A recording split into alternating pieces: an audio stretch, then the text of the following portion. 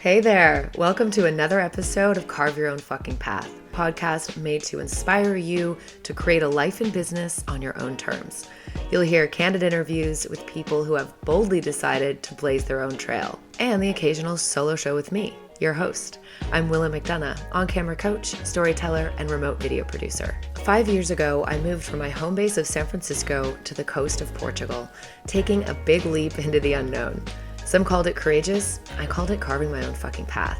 Today, I live in Lisbon and run a business that elevates your online presence, helping you show up confidently on camera to create videos that showcase your brand and personality so you can get more visibility and attract clients by being yourself. If you're just starting out in business or you've been doing it for a while, you're sure to pick up tidbits of actionable advice and hopefully feel inspired by stories from people who have chosen the unconventional and sometimes messy path. And if you've been waiting for a sign to start carving your own fucking path, this is it. I'm so happy you're here.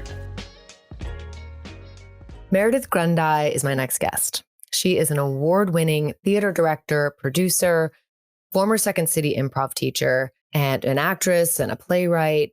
Just an all-around creative.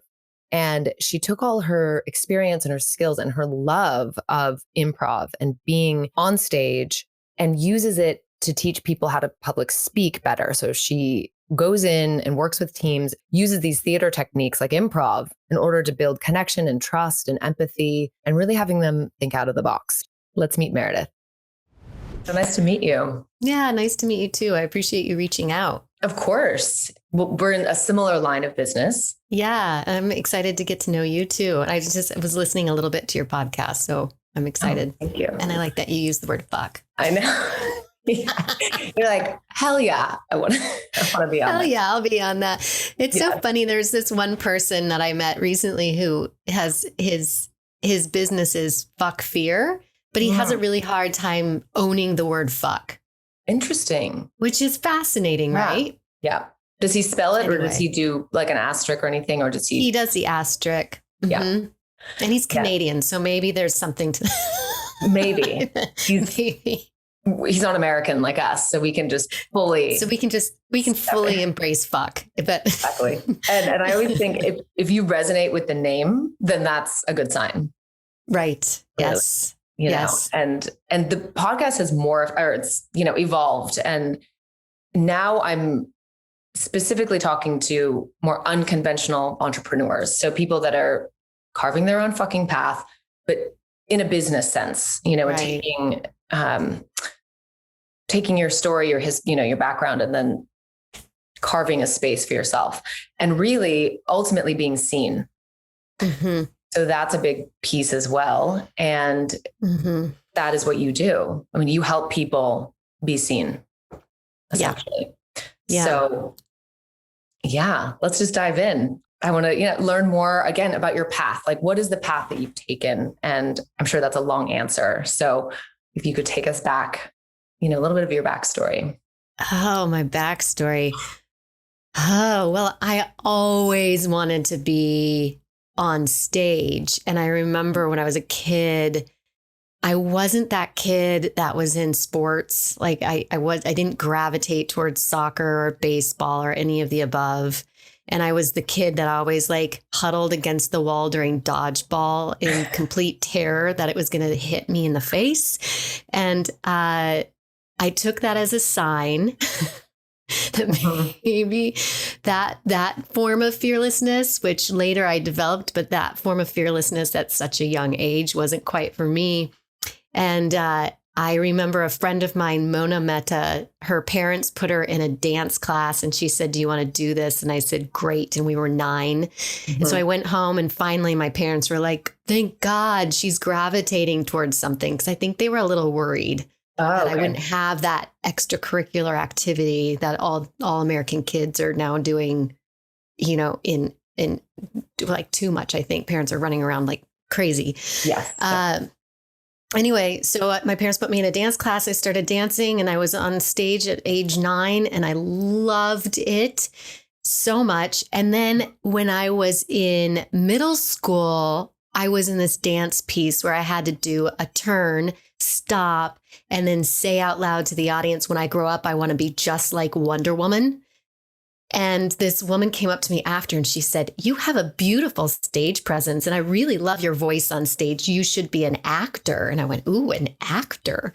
Wow. Okay. So mom, dad, can I take an acting class? And they said yes. And then it was kind of all over from there. I loved it. I loved being on stage. I loved telling stories. I loved the community. Theater people are crazy and I love that about them. And so that's how it started. And then when I graduated finally from college and I had kind of a tripped up path, I couldn't quite figure out. I feel like no one really said or gave me the permission to pursue it in college. So the idea of like a theater conservatory or any of that, like that just wasn't in my mindset. Like I had no clue that was even available to me. So I just dabbled in and I went to 3 different colleges because it's like, I think all I want to do is act. And so it's none of these really support that. But I finally graduated, amazing, and then moved to San Francisco where I lived for 4 years. And that's where I was originally introduced to improv through Bay Area Theater Sports. And I enjoyed it quite a bit and then found this group and started performing in this little cafe with this group, which the name escapes me now. I think it was called Ad Nauseam was the name of the group. Okay. And then after that, and then I did a bunch of experimental crazy theater with a bunch of crazy actors that I loved in the San Francisco Fringe Festival. And then we had a guy in this sketch comedy group that I was in, and he's like, "I'm going to Chicago and I'm studying improv." And I'm like, "I want to go to Chicago and study improv." Mm-hmm. So I interned my way through what was called Improv Olympic, then IO, and it's unfortunately unfolded during the pandemic. But interned my way through that and then performed on those stages for a few years. And then during that time, Second City said, "Hey, we're starting this youth program. Would you like to help with forming that curriculum and then also teaching in our courses?" And I was like, yes, I would. Thank you very much. So I actually ended up teaching the very first class of their youth program. And it was to a group of 6-year-olds. Wow, that must have been interesting. So it was very interesting. It was mostly like herding cats. Mm-hmm. Yeah, babysitting. And pretending that we were grocery shopping with imaginary carts and food. So it was a lot of fun. And then I grew from there and ended up teaching a lot more and teaching the adults. And then ended up teaching a course at the Second City where an executive coach was one of my students. And he said, "Hey, can you come help me out over here with some of my clients?" And I was like, "Sure." And then I did a little bit of that business stuff with the Second City too. And I just loved it. I loved it. And then one thing led to the next and people kept throwing me into these situations. Like, "Would you help this CEO with their presentation? Or would you help this person with their on-camera skills? Or would you help?" And I would just yes and it. Mm-hmm. And went from there. That was it. That's my story in a nutshell. Right. That's my nutshell. You're welcome. Yeah, well, again, I'd like that you have this passion for acting, for theater, for that community. I can really resonate being a drama kid as well, and theater through college, and not knowing what to do with it necessarily, or that you loved it, but then it sounds like no one was saying this could be a career path for you. The difference, okay, so theater and then there's on camera. Right. Did you ever go in that direction? Did you try maybe the LA scene or any sort of film production? I actually rented a car and went out to LA, and I had a couple of meetings set up with managers there. And I didn't resonate with it. I felt I just quickly knew at that young age that I wouldn't jive with that scene, that I don't think I would have, my internal being wouldn't thrive in that area. Mm-hmm. I always wanted to live in New York, but I do feel that I had this underlying, and I can see it now, but at that time I wouldn't have called it fear. Mm-hmm. Right. But it was definitely a fear, which is funny because I'm going to reveal my age to everybody, but in my early 40s, I was like, my husband and I decided, let's just move to New York. So here we are. That's amazing. Right? It's not the ideal opportune time that most actors move to New York, but here we are. And I'm actually quite delighted that I did, even though half of the time I've been here has been spent in a pandemic. Okay. So this was very recent. Super recent. Yeah. And that's a whole story in itself. Oh, I bet. Okay. Well, we're the same age. So. Oh, good. Yeah. Good. I thought you were going to say something crazy. So yeah, you're fulfilling that dream of moving to New York City. Mm-hmm. Mm-hmm. And there's never, do you believe that there is a right time though? I don't know if there's, what I have noticed is, and this is where I think I'm not conventional at all, is that I have felt like there's a pipeline kind of built in to some of these, like in LA, especially, and in New York, especially. New York, I feel like the pipeline is more like, what school did you graduate from? Okay. And how can we cultivate that relationship? The theater arts is a very relationship driven form and career choice, which most professions are relationship driven, but I think even more so in the theater and film community. And so that some of those relationships start at a really young age when you're in college, and some of your university professors are in the industry as well. And so it makes sense. It makes sense that that pipeline lives there and is there because we want to work with people that we like and trust, and who also offer talent and wisdom into the space. You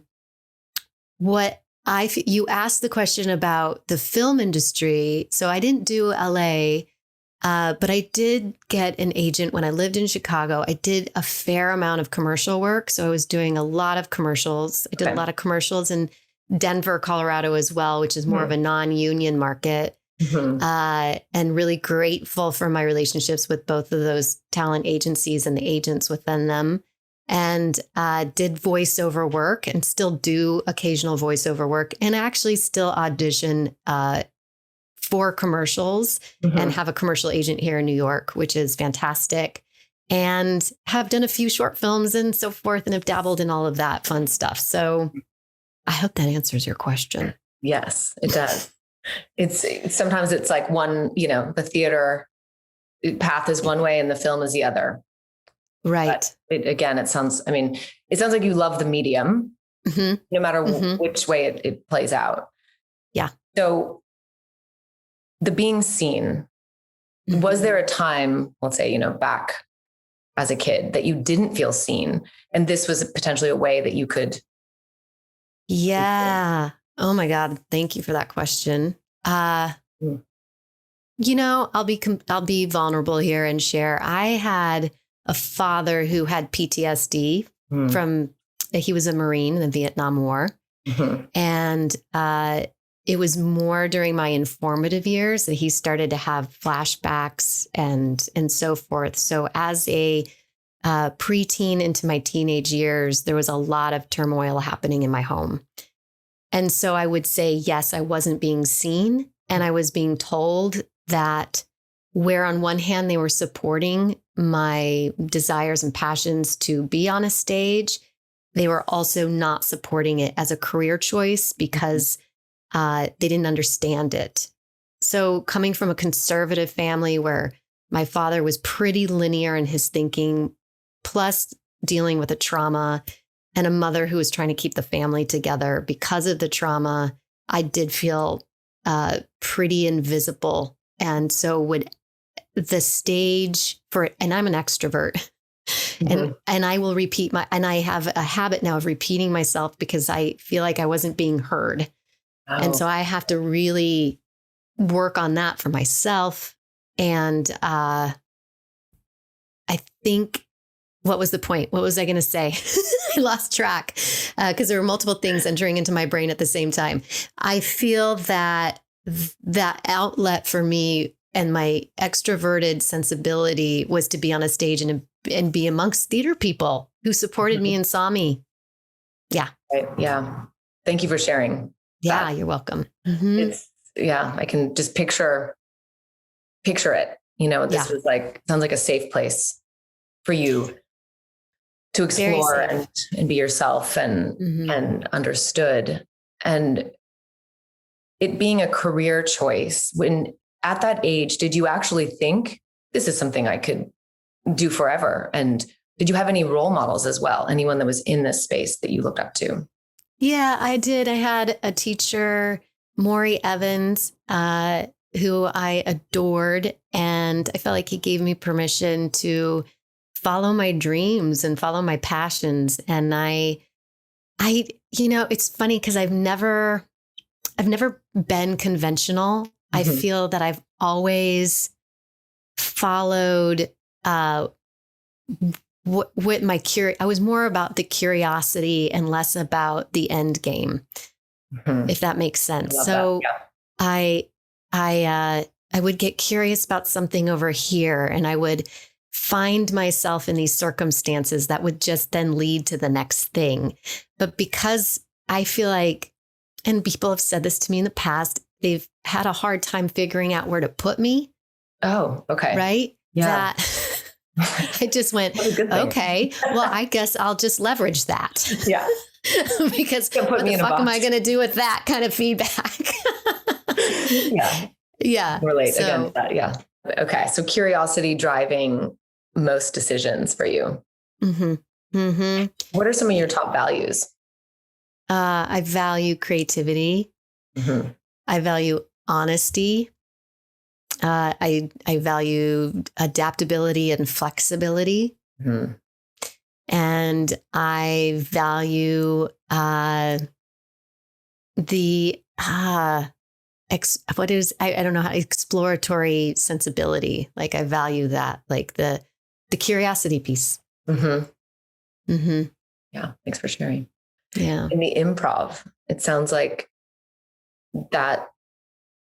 Well, what drew you to improv? First of all, it's such a unique, I feel like, space in the theater world. And it's so different than here's a script, rehearse it, and then show up. It's like, you're just in the moment. Mm. So what about it really lights you up? I just feel incredibly free with improv. And it's funny because I'm taking this storytelling workshop right now through Akimbo, which is Seth Godin's organization. Oh. Mm-hmm. And one of the questions was about, one of the first prompts was about telling your story and writing your story. Mm. And my response was, I actually, it's more of a struggle for me to sit down with pen to paper or on my laptop to write my story. Mm-hmm. But if you were to ask me to hop up on a stage and improvise my story, I have absolutely no problem in the world doing that. So there's something about the form in itself that gives me freedom. And I think that when people think about improv, they don't think about container or form. They think it's just have at it. Right. And that's true. Right. And what is beautiful about improv is there is a lot of container to it. There's a lot of form to that. And that in itself, if you get good at it, and if you continue to practice those forms, then you can find the formlessness. That's where the freedom comes from. And so what I mean by that, and I think for your listeners, what might resonate with them is like, if you talk about whose line is it anyway, that's usually people know that, right? Yeah. Because it was on television for such a long time. They're given these short forms to perform within. Mm-hmm. So they know the structure. Yeah. Right. Right. So the more they know and are comfortable with that structure, the more formlessness and fun they can have within it and with each other. They can start to connect on that relationship level. They can start to follow their impulses and their instincts, and then their natural, inherent, honest humor can emerge. Right. Mm-hmm. And so then.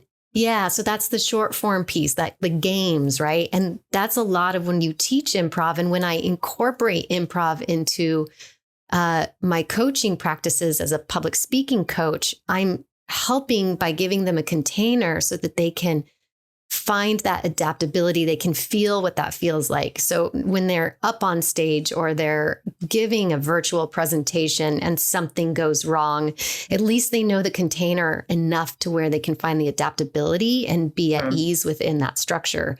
And I think that's important to recognize when we say improv.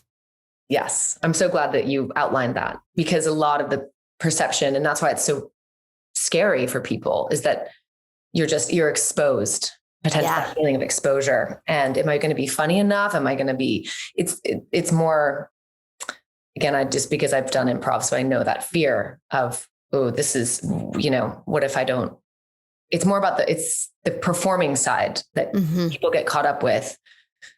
And I think what you just said was that there is a formula.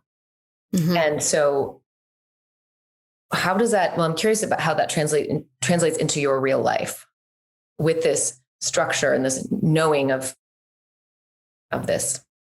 Oh, that's such a great question. Well, it's so funny because my husband's a composer, so I don't know if he's got that science brain, and he's a Virgo. I don't know if that even adds into the equation, but yes, I think it does.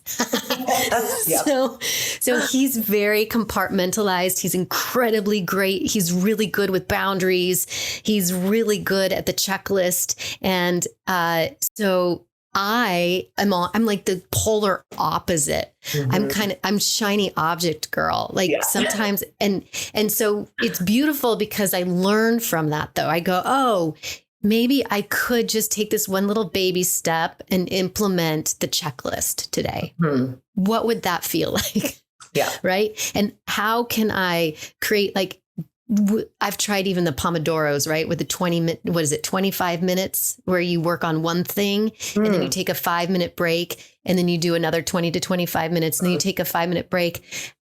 I even struggle with that. I am such an improviser. If someone calls me, I am delighted to hear from you. I am not going to I'm not going to stop the call from coming through. I'm going to pick it up. Or if you're like, if I said that I had something scheduled on this day, Willow, and you're like, I want to interview on this podcast, I'll be like, let me move that around. Right. So that is how in my day to day, it has actually worked for me. I would say 85% of the time. And then when I notice it's not working for me is when I start to feel the anxiety, or I start to feel the burnout, or I start to feel that maybe I'm yes-anding too much, because I do think, and I don't want people to get confused by yes and, which is a huge improv thing, that no can live within the yes and. So you can say no so that you can leave space for the big yes and. Yes. Right? And I think it's super important. Yeah. And I have over the years have learned to get better at saying no, which was hard for me. So I hope that answers your question. But I do, in our household, learn a lot from my husband. And I know, even though he's not here to speak for himself, I'm going to put words in his mouth. He's learned from me too. That without a doubt. Absolutely. It's the two pieces coming together. Imagine if you had a partner that was very similar, that can work for some people. Right. But that container, or that, more structured, we'll use that word, really matches, because I'm sure you bring out that side of him that's unpredictable, that's in the moment. And I just wanted to clarify the yes and for people. Yeah. In improv, if someone throws something at you, it's a yes, and giving it back. So it's like kind of like playing, whatever that sport would be. Tennis, you pass it back. And so if you say no, then it stops everything. Yep. So I just wanted to clarify for people. Thank you. I appreciate that. Oh yeah. Thank you. It's improv again is something that allows that authenticity, that word, I'll throw that, buzzword out there. And well, do you find, really, you have so much experience on stage and performing in all these ways, teaching now for many years with corporate, in that corporate structure. Are there times where you don't want to show up and you don't want to be seen? You don't want to, I don't know. I'm sure there's moments, but if you could speak to that a little bit. Yeah, I am tired of this industry not being valued and the artists within the industry not being valued. Okay. And there are a lot of performers out there, a lot of performers who are not getting paid what they deserve to be paid, a lot of institutions not receiving the funding that they should be receiving. And the way that the arts are valued in this country, and I'm not going to say globally because I don't have a large enough perspective, but in this country, not as valued as they could be. Mm-hmm. Right now, because of that pandemic, there are performers having to make a decision of whether they take an equity, which is a union show, or stay on unemployment because the unemployment is actually paying them more to live off of right now. That is a ridiculous place to have to put somebody who has a home and children. Mm-hmm. I have a daughter, she's 10. Like that's not okay. So the decisions I make when I choose not to be seen, it's probably because I am not getting paid. Mm-hmm. Or there's not enough money being offered for me to actually live off of. Yeah. And I used to have a qualifier. It was 3 things. It needs to be pay. There's 3, great project, great people, and pay. And if 2 of those 3 things fit the criteria, amazing. I'll take it. But I can't do that anymore. I can't do great project, great people anymore. No. It's not we can't keep putting artists in that place. Right. Yeah. So lately I've been doing my own work. I've been creating my own opportunities and creating my own projects. Okay. And then finding the funding on my own. Interesting. Yeah. Wow. So you're blazing that path now going to I'm still stuck in the improv in Chicago. Yeah, please do. Because I just am. And because I'm just like, I'm picturing you there, you're loving it, around all these other artists. You're like, these are my people. And then you have this student who is an executive coach. He sees something in you and brings you into his world. Did you have any knowledge or understanding of his space of working with an executive in this world? No. Except that I was always curious about the business world. Always curious about it. Yeah. I worked only in corporate America for 2 years. Same. Yeah. And it was when I was working at Second City. It was when I was a temp. And then I was, I did my work. So they're like, they put me on full time and it was in an insurance office. Right. Well, I'm dying inside. Yeah. And I was like, what is this about? What's going on with you people? Why is no one communicating with each other? Mm-hmm. It was really a challenge. And I do feel that opportunity to be a temp actually gave me great insight into some of the struggles that teams have. Right. Definitely. Did give me perspective for sure. Mm-hmm. And also it gave me perspective on, I was kind of the odd duck out. People would always make fun of my boots. I had these awesome boots that I wore all the time. I'd be like, what is up? Why is everyone always commenting on my boots? They're really not that big of a deal. If I went to the theater, everyone would be like, amazing boots. But I come here to this like corporate setting and everyone thinks I'm the crazy creative. So that also helped me realize, like, how are we utilizing each other's skill sets to help amplify the team, the voices of the organization and so forth, rather than putting people down. Why are we not lifting people up? Yes. So this was something you saw. That was something I saw first. Yeah. Yeah. Firsthand. And with this executive that brought you in to his world, did you then, so this was about 11 years ago. Maybe a little bit more than that, but a little longer ago. So, but you started your coaching business officially. Yeah. 10 years ago. So you were brought into this space, and then how well did it translate your background? Did you have an adjustment period of like, maybe I'm this creative coming in? Did you have that? What was your identity? Let me just ask you that. What was the identity that you? Well, I struggled with the identity at first. I will say, so first assignment I had was with a financial institution with this executive coach. And the beautiful thing is he also brought in like 2 or 3 other improvisers to help him out. And he made this connection pretty early on, which is he was doing a psychological assessment. In the particular one he was using, you know, like the Myers-Briggs and DISC and so forth are the ones that people are most familiar with. He was using the Berkman assessment, which puts people into these quadrants of personality type. And so it would highlight the different personality types. And this is where I came in, which is I used improvisation, applied improvisation, if you will. And I say applied because how is it applicable? And usually the magic using improv in a more corporate setting is in the debrief. Like, what did you notice? What did you feel in your body? How are these different, how did these different personality types show up in this particular exercise?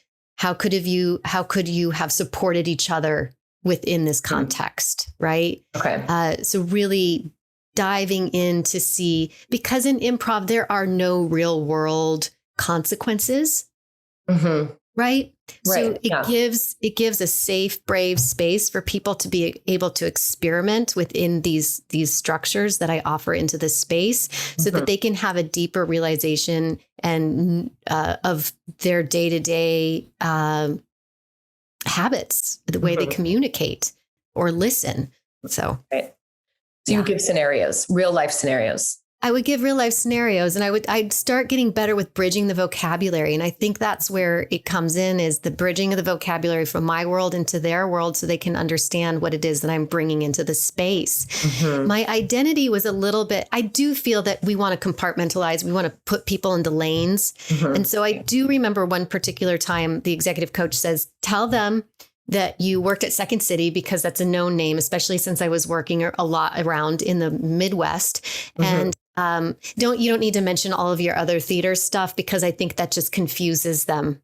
And so I would just mention the Second City, and then it felt like I had to take that performer piece of me and shed it just for that particular workshop. And so recently I've started to really own that I'm a performer, because for a long time I was compartmentalizing myself without even knowing it and trying to sound more corporate and and I was like, God, I sound boring. I'm not boring. What happened? What happened to me? Wow. Interesting. Yes. Because you're a performer.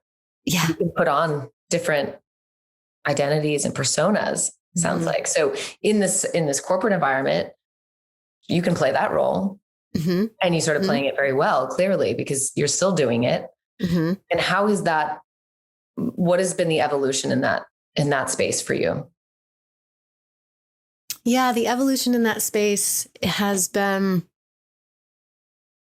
I started getting contracted out by more people, like come work. I've worked with multiple industries in manufacturing, auto industry, a lot of startup IT software developers. I've worked in Agile and Scrum. Like literally people have said, can you come in here and help design a curriculum around the needs of this particular team? And I always dove in with a big smile and a big yes. And because I have also cultivated a community of amazing humans that are wicked smart, that I could call upon and say, hey, I've got this thing, and can you help me out?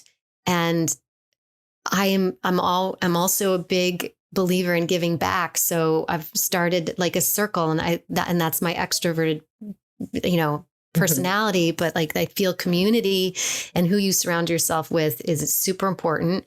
And from there, I had another woman that I actually improvised with quite a bit. And she was an actor for a couple performances that I directed. And her husband have an organization where they coach physicians for the pharmaceutical industry on how to communicate better with their patients. So I've worked there. So a lot of like working with people who have a lot of didactic information that they need to bring to life, which is, that's probably the most challenging. So all walks. It's been wonderful. I've learned so much about so many different industries. And so it's funny when people always say to me, like, what's your avatar? who's your niche client? I go, oh my God, don't ask me that question. I don't know. Everyone needs to know how to be a public speaker, dang it. Like, it's true. Right. Yes. And it's like you, everyone needs to know how to be on camera these days and speak to the media. Right. And it's so important. They're crucial skills. Yes, definitely. And the entrepreneur world, it's always, who's your ideal client? Who's your avatar? Like you just said. And it sounds like, you could put maybe, have some identifiers, but you've been introduced to so many industries and companies. So it sounds like people are generally reaching out to you. Yeah. Most people have been reaching out to me, and I've been cultivating a lot of relationships with people during this pandemic as well, which is, I just love people. I love learning about what people do and what they bring into the community. I just feel super grateful for those opportunities. Slowing down, the pandemic forced me to slow down, because before it, I was in gazillion different directions. And I think it has really helped me value new relationships and cultivating those. So before the pandemic, you were working within organizations and doing workshops. Were most of them in person? Yes. Okay. Just tell me about that experience of going from, pre-pandemic and then one day to the next, I'm assuming, completely switching up your whole business model. Yeah. Tell me about that. Yeah. So I essentially shifted gears because I was traveling a lot and I love traveling. And so when the pandemic hit, truthfully, the first 3 months, I was just, because my daughter also, I was having to, and my husband's also a freelancer. So we were trying to figure out how to make all of that work. And we were living in, at that time, which was working for us because we were always gone, but we were living in a 500 square foot apartment. Oh my God. And we were on top of each other. My husband's a musician. I mean, so like he's trying to teach online courses. I'm trying to figure out what's going on. So I reached out to one of, to Chris Hill, who has Hillside Communications. And I said, let me help you with online engagement. Let's just start there. So that was my first step towards. So I helped Chris, who I've worked for in the past. He's the one that coaches medical experts for the pharma industries. But I helped him with online presence. How are we going to do this pivot? And so that's where we started. And so a lot of the work that I've been doing has been with online engagement. How to use the camera on Zoom, how to set up those rules of engagement so that you have successful meetings. I've been incorporating improv exercises into, whether they know it or not, into all of the workshops that I've taught. And then recently, I just launched an online community through Mighty Networks called Confidently Speaking for group coaching, because I really do, and I enjoy the community aspect of things. I do the one-on-one coaching as well. And so that picked up tremendously during the pandemic, but it took a while to get there. Right. Yeah. Because of all the multiple things going on and having to navigate that home lifestyle within the pandemic. So are you still in the same home? No, we moved. Okay. We Seems moved. like it. You have your own space. Yeah, I have. Yes. I mean, my office is still in my bedroom, but at least my husband's office, which is like keyboards and guitars, is not in my bedroom anymore. He has his own office now, which is fantastic. Okay. Yes, we did move, and I feel incredibly fortunate for that. Yeah. Okay. Yeah. I loved on your website. It was shit I have done in quarantine. Quite a few things you've done. Yes, I've also done creative projects. I did this random monologue one day. I was like, I'm going to just do a monologue about what this feels like to be in a pandemic as in a character, though. Yeah. I don't know if you watched it. I did. Yeah. It was With your daughter, right? She's like, My Mom, daughter Mom. was in it, mom. And I actually entered it into a competition with a theater in Alabama and I won $50. Oh, nice. So that was super fun. It was literally like, I'm just going to do this today and do this one shoot thing. And then a friend of mine wanted to do an exquisite corpse exercise. And so we all did a movement sequence. I've only seen one of the other pieces, but then I did my little movement sequence for it. And I did a story for Generation Women. So I have kept myself creatively busy.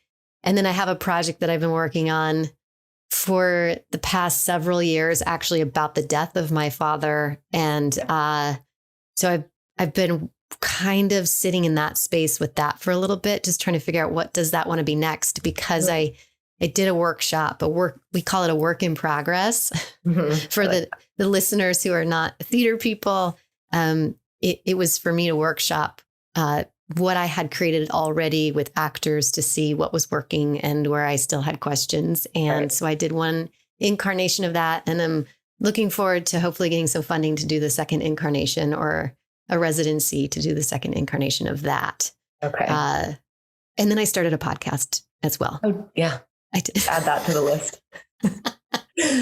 Of course you did. Of course. Oh, that's amazing. And the the piece about your father's death, is that a theater? It's a theater piece. And it's right now, it's in development, and I keep seeing it in my mind as a more experiential, if you will, immersive theater piece. Okay. So it's site specific, and I'm trying to negotiate and figure out where that wants to live right now. I have a strong idea, but that right now I'm trying to articulate. I also had somebody reach out to me to turn my dad's story into a podcast. So kind of like one of the, like a serial podcast where the story unfolds from episode to episode. Wow. So that has sat with a lot of questions as well. And would you be in the podcast? Would you be telling the story? I would be, in partly. And then we would have a host that would I would not be the host. Okay. Someone would narrate it, essentially. Yeah. Okay. Yeah. Fascinating. Well, clearly it's a fascinating story, or they wouldn't come to you to tell it in that format. And what is it? Tell me a little bit about your podcast. So the podcast is called Are You Waiting for Permission? And Louise, 4 years ago, my family took an RV trip up through the south of the US and then into Mexico, and lived in central Mexico for a couple months out of that time. And we went to central Mexico to a place called San Miguel de Allende because we had been there the year before, just as because we were told that it was an awesome place to visit. So we went, and I had met this man, Joseph Bennett, who is an expat that lives there with his husband, Eli Hans, and they are a phenomenal couple. And Eli and I hit it off, and he's an improviser, and he has a group in San Miguel of expats who do improv. And so I taught a couple workshops for him, and he's a wonderful life coach and creativity coach. And he reached out to me in January. He said, I want to do a podcast with you. So that's how that came to fruition, because I said yes. That was my big yes and. Yes. And we just released our 11th episode. And it is us interviewing artists and creatives who have given themselves permission to live their dreams and the lives that they want. Awesome. It's been great. Yeah. Yep. Very cool. So the two of you interview this person at the same time. Okay. Yep. Yeah. And we have kind of a fun banter. And what I don't think of, he does. I think it's a good synergy. That's great. That's everything you need. Right. Obviously. Yes. Yeah. Oh, that's really cool. So what are you most proud of up until this point? Oh, what am I most proud of? I like to lay these on at the end. What did you say? I like to lay these, just light questions. What am I the most proud of? You know what? I'll just go with first thought, best thought, which is I am really proud of my daughter. I know that has nothing to do. I just really am. She is a magical human being. We adopted her when she was a newborn baby, and she is a bright light. Man, she'll walk into a room and everyone is, she just lights up a room. She's just got this magnetic energy. And she has done an incredible job in this pandemic. It was a little rough start, a rough start, because it's a lot my heart goes out to the kids in this pandemic because they're still in abstract thinking. Like they don't get the nuances that we do. And some adults still don't, but, but she has done a tremendous job of finding her voice and her purpose. Just getting her homework done is a big deal. Yeah. So I would say that's what I'm most proud of. Yes. I know. I wanted to ask about her as well. And, having parents both in the creative space and living unconventionally, how is that, what are her hopes and dreams at this point? Does she want to follow in mom's footsteps? Well, it's funny that you asked that question because during the pandemic, she said, I want to work like my mom and dad because they work all the time, which is true. We do. We work all the time, but we love our work and we need to work. Yeah. And we're all in the same, home together during this time. And so we got on, I said, okay, well, let's get you a business. Let's start a business then. Wow. And I got online and I Googled kids entrepreneurs. And the first thing that popped up was Mighty Business. And it's an online platform where kids get to build their own online store. And they put the products that they can put into the store are all made by artisans throughout the world. And they have a sponsorship with National Geographic. And so she picked what she liked, put it into her store. She came up with her landing page. It's called Harper's Sunshine Store. And then they have it set up beautifully. And I was a little bit jealous because I'm like, oh my God, this is all beautifully laid out. Jeez. I wish they would do that for adults. Is there an adult version of this store? And, and then she sent out an email announcing her new store and she started to earn her own money. And so she gets a portion of the profits. The artist gets the majority of the profits and then Mighty gets 10% of the profits. And it's just this beautiful platform. And so that is how, So now we have 3 entrepreneurs in the house.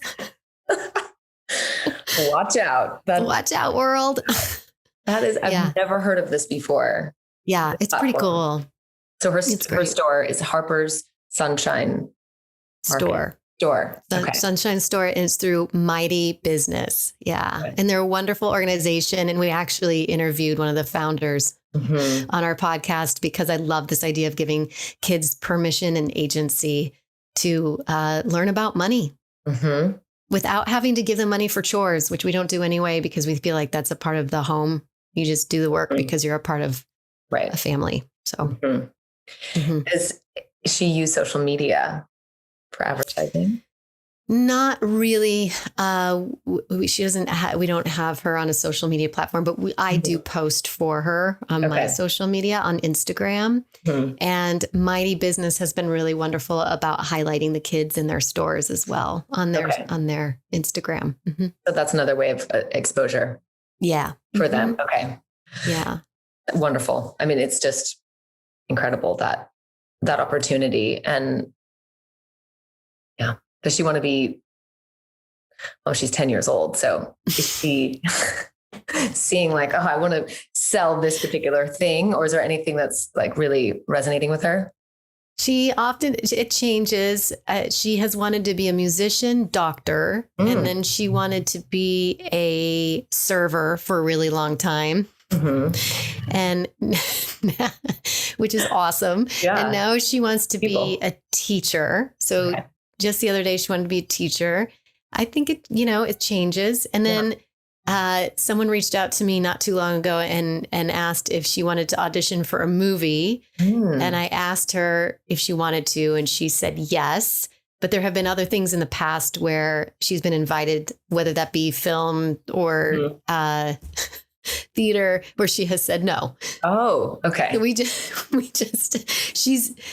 She reminds me a lot of me. It's pretty interesting. Yeah, Mm-hmm. definitely. I was going to say, yeah, it's just like osmosis.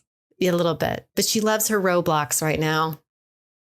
Roadblock. Yeah, Oh, the Roblox. It's an online game where kids interact with each other and they play characters. And so her creativity is through telling stories through that. And I got to say, there's some pretty good stories when I eavesdrop.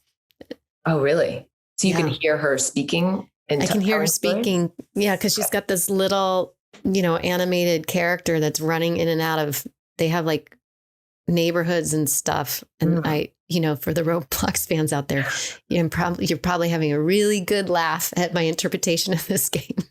But anyway, they've got these little characters that go in and out of homes and stuff like that. And they can change their outfits. And then their friends, also her friends in the neighborhood, have these characters.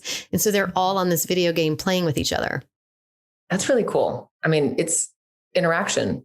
It's interaction, and they're making up stories, and they can't be on some, there were times where they couldn't be on the playground with each other. Right. So I have to say kudos to you Roblox folks, because found a need or a place, to connect with kids like that. And I'm just amazed. Friends, kids around that same age, just doing this. It must be the same game. I feel like is it popular among girls more so? Or is it both? I think it's popular. Well, here's the other weird thing. I hope this isn't. But then at night, okay, so we have this, we give her 14 minutes. I don't know how it rolled out to 14 minutes, but at the end of the night, we give her 14 minutes of what we call special Harper playtime, which is she gets to choose whatever the heck she wants to do for 14 minutes, and we have to participate with her. We get to participate with her. Right. So lately, she has wanted to just sit and watch other people, like 20-year-olds, play Roblox on YouTube. Big industry. Yeah. Is watching people play video games. Interesting. Isn't that interesting? Yeah. And what are you learning from that? I don't if anything. That maybe I'm doing the wrong profession. That like if I wanted to like have a million, can you just see some like 40-year-old like mom playing Roblox on YouTube? Would I get like 1 million+ views? Who knows? Right. Endless possibilities. There are endless possibilities. Wow. That is, it's interesting. I mean, I can't imagine, I'm not a parent, but just the things that they get into and exposure to things that you would have never dreamed of. Yeah, it does. I will say that my first impulse is I enter in with judgment. Like, right? Why is this so interesting? Oh my God. I roll.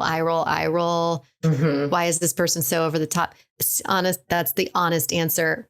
But lately I've started to go, okay, Meridith, what is it really that she is enjoying about this? What is it about this because that's what artists do too, right? As creators, we constantly sit in a place of curiosity. So sometimes I go, okay, stop being judgy. What can you learn from it? What are you curious about? Because I guarantee somewhere down the road, someone's going to bring this up and I will have the knowledge and will have had the curiosity enough to maybe add to the conversation or help elevate somebody's project by knowing a resource that somebody else doesn't know about. So that's the power of curiosity and creativity, right? Yes. We have a choice. We can be judgy or we can be curious. Definitely. Yeah. It'll get you very far in life for sure. Yes. And I'm jumping around, but I love it. I said that, if there were, what would the title of this podcast be? And you said, take time for the space in between. I'm curious about that and what that means for you. Yeah, I think it means for me multiple things. But I remember when I wrote that, I was thinking about rules and how certain people interpret rules. And we're a very, since the day you go to school, you're taught the rules, the do's and the don'ts. And I was thinking back, and this is in relationship to improvisation, to when I did teach kids, when I was younger and teaching kids. And I remember I would do what I would call in some of these theater classes, composition, which would mean I'd say, okay, we're going to create a story together as a group. So 4 or 5 kids are going to go away together. And this was usually middle school kids. You're going to go away. And I would like for you to use one chair, find a prop of your choosing, like an object of some sort. You're going to have a moment of song. You're going to have a moment where everyone needs to be in unison together. And then here's some found text. So I would give them like a quote or text from Shakespeare or something. And I'd say, you have 15 minutes, go. Right? And I would send them off on their merry way. Every single group inevitably would run up to me and say, can I use a cloth? Can I say this? Can I, right? Yeah. And so it made me think that we still do that as adults. We get the structure, but if the rules if we don't have enough, we're constantly asking, can I? It's like someone needs to give us permission to take a risk, to make a choice. And I always found that fascinating because those were the rules. Right. Whatever you do outside of that is way up to you. Yeah. Right. So when I say think between the lines or what's living in between, is to take that time and space and that step back to notice what you notice and notice what is in that in between space, whether that be in your day-to-day life, whether that be in your career, whether that be in your creative process, but what is in between and how can you give yourself permission to explore that space? Yes. So that's what I meant by that. Thank you for explaining that. I would have interpreted it totally different. How would you have interpreted it? I figured it was more about your journey in that taking more time potentially to like slow down and maybe not now knowing that you're a yes and person, maybe saying no more and taking things slower. That's how I interpreted it. Well, that's true too. Right. Right. Yes. Many different meanings. And so the permission thing it resonates so deeply because we are, told in so many ways what to do, what not to do. And so that the taking risks, living differently, more unconventionally, what we consider unconventional, whatever that means exactly. But that doing that is so, it's looked at and revered now, but that's after you've done it and you've had some success, for example, then it's looked at as, wow, good for you. You really took a risk and you did something different. Although it isn't necessarily nurtured in the process, especially being young. There isn't many people saying you can do whatever you want, or it's like kind of, staying within this box or this area. Right. So personally, I know that, I was waiting for permission for so long. I don't even know from who, but that feeling. Yeah. Very real. It's very real. And it's interesting. Like, I guess my question for your listeners would be like, what are you waiting for permission for? And what does it look like to give yourself permission? Right. And there's no right. I don't think there's no right or wrong way to do something. There's a path that's been paved. It's only because that path has been paved in a certain way, but there are multiple paths that can be paved to the same goal. It doesn't have to be so linear. Right. Totally. Yeah. I think we're, again, just the linear path, or I say the prescribed path, know, so clearly outlined, I feel like, and I hear it so much too. It's just, and even you brought up earlier about, what do you want to be when you grow up, and that type of thing. And that it wasn't necessarily, it didn't seem like a possibility for you to do this, ongoing. And so people thinking either they're told what to do, like this is an acceptable, path to take, or, but so many of the times I think there isn't guidance. There isn't like someone leading or, mentoring. Oh, yeah. I think mentors are so important. I'm huge.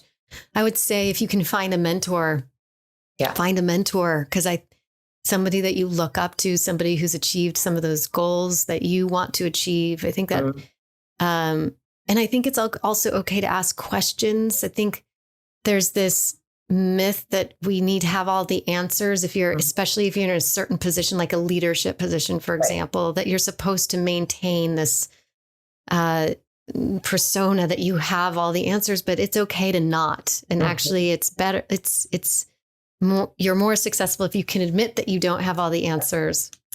Definitely. Right. That's something I see with the expert. That label is like, it's almost kind of a branding, you're an expert in this, and you are teaching and sharing your knowledge all the time rather than showing up with that curiosity. I feel like there isn't a lot of space for that. There isn't. I like to think of it as beginner's mind. You show up into this space with a beginner's mind, and that we've said it, but the curiosity piece, like what is something new that I can learn from this today? Yes. Keeps it interesting. And it makes us better listeners too. Right. That's a huge one. Absolutely. Listening. Yes. I'm glad you brought that up, because that's another thing with the improv. Yeah. Yes. Being present in your body. So I know we're, going over the time, but I would love if you could share some of the common problems that you see, or common things that people struggle with in their presentation, and like being present, and how you would help someone, if you could just give a kind of a quick couple tips. Well, I'm going to start with belief system. One is noticing one's self-talk. And we hear, just like artists here, starving artists, professionals here, often that speaking in public is one of the number one most feared things to do. And where that might be true, you have to notice what information you're taking in and what you're choosing to take on. And so I would really look at that negative self-talk and see if you can't do a practice. And I encourage people to journal their thoughts. When something happens, notice what you feel, write it down, notice your self-talk, and how can you transform that into something that's going to actually serve you. So that I would say would be the first piece of it. And then the second piece is teaching people how to practice. I hear oftentimes, practice, and you will feel confident. You will be a great public speaker. Where that is true, oftentimes people don't know how to practice, right? And so my job is to give as many tools as possible on that vocal work, on how to practice, I'm doing air quotes when I say memorize, because that's another topic in itself. But the more tools you have, you can learn what works for you and adapt that into a routine that will best serve you. There is no one size fits all approach. And my job is to give you as many tools as possible so you can figure out what approach does work for you. And so that is how I like to work, because it can be very, very overwhelming for people who are not given sizable steps to become better speakers. And also the last thing is, some people who come to me actually are not feeling confident, or they're very confident and think they're actually better speakers than they are. Yeah. And I mean that, and I say that with love. You have to kind of bring them down. I got to kind of bring them down and be like, let's be curious here. Yes. Yeah. Yeah. And and people are afraid to tell story. People are afraid to be vulnerable. There's a lot of fear in that too. Or to touch into what a feeling is, and being willing to share that. So working through those things as well. Right. Okay. So the storytelling piece, you help people. Do you teach the structure of storytelling, or is it ultimately probably both, but it's both. You help them pull stories from their lives that they may think that it isn't valuable or worth something. Okay. Yeah. Yeah. I have a core values worksheet that I give people that because I think being really clear about what your values are, and I know a lot of people use that in their professional development, but I think it's also helpful because it inspires story. Well, tell me about a time where you were creative. That's something you value. Yeah. What's that story? Give me the details. What were you feeling? How did that change you? Right? Yeah, that's great. Specificity is huge. Yes. And I find that people struggle with that, getting to the details, and I think part of it is that they don't take the time. I think they don't take the time. And I also think that from what I've heard people say back, and of course, I'd love to, hear your thoughts on this as well. I think people don't think their stories are interesting. Right.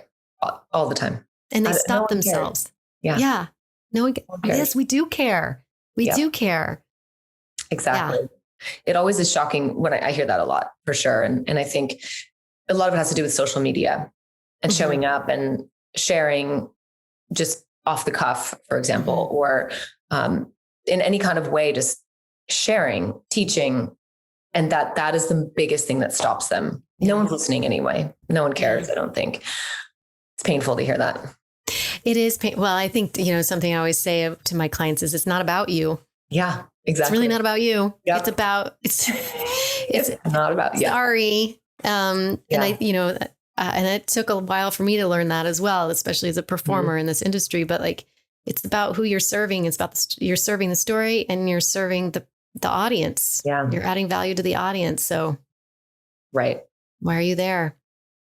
And this message, again, if remove yourself from the equation, does this message need to be shared?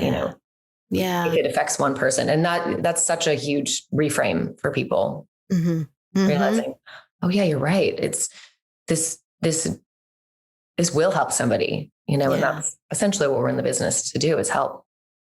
Yes. Help people. Yeah. So 100%. And what are you most looking forward to? I am looking forward to a vacation. Yes. I am looking forward to traveling. Yeah.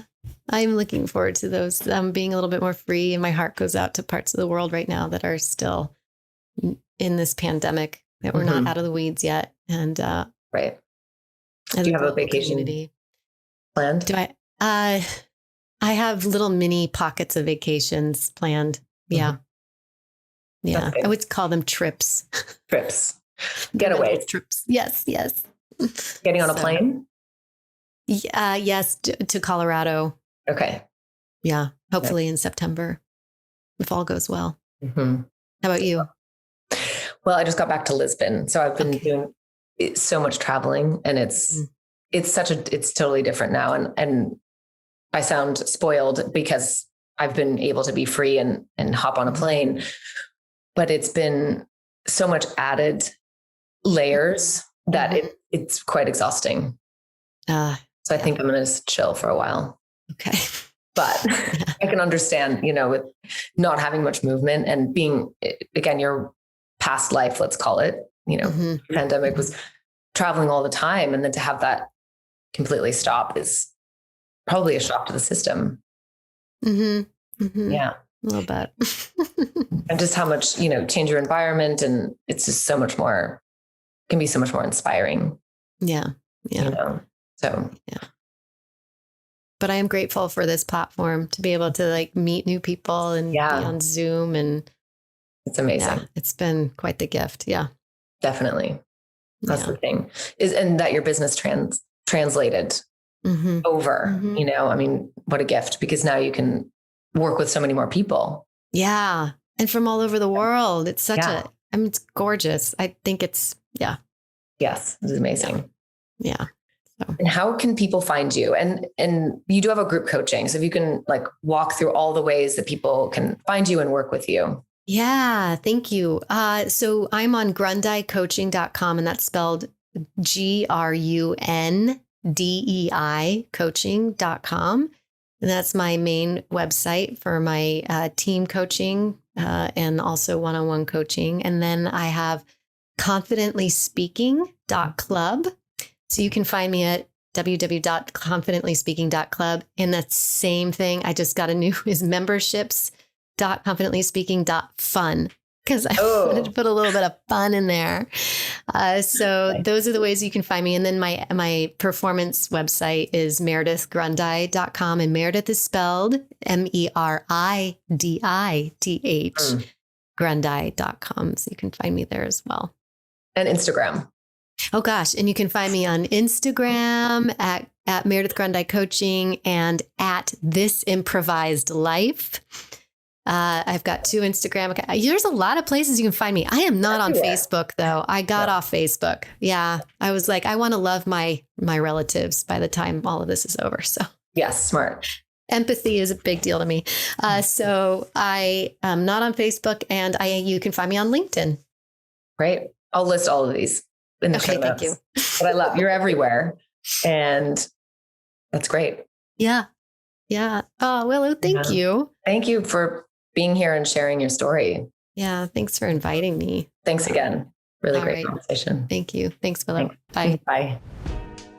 That brings us to the end of this episode. Thank you so much for being here. If you enjoy the show, please rate and review on Apple Podcasts. It makes a big difference for visibility. And even better, share this episode with a friend. And don't forget to subscribe so you never miss an episode every other Wednesday. If you're interested in working together to elevate your online presence, I'd love to hear from you. Reach out to me on Instagram at whereiswillow. I also hang out on LinkedIn, Willow McDonough. Until then, cheers to carving your own fucking path. I love you.